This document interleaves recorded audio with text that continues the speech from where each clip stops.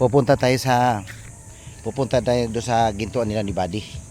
Pakawalan natin yung ahas doon mismo sa malapit kay Buddy. Ito tingnan natin kung saan pupunta si Buddy.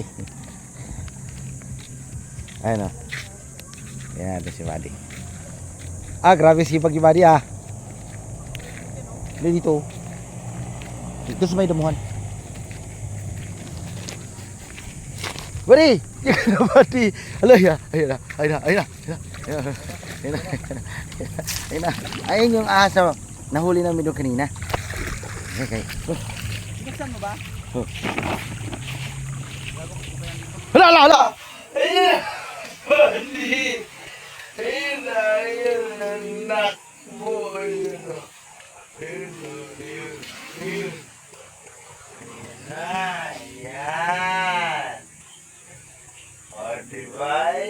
Pakawalan natin. Huwag natin. Patayin yung mga ganyang ahas. tawa si Buddy. Layat mo talaga si Edward yan. Ginanon ko na lang. Hindi gamanon Bistayan Ang ganda na kulay, brown na brown.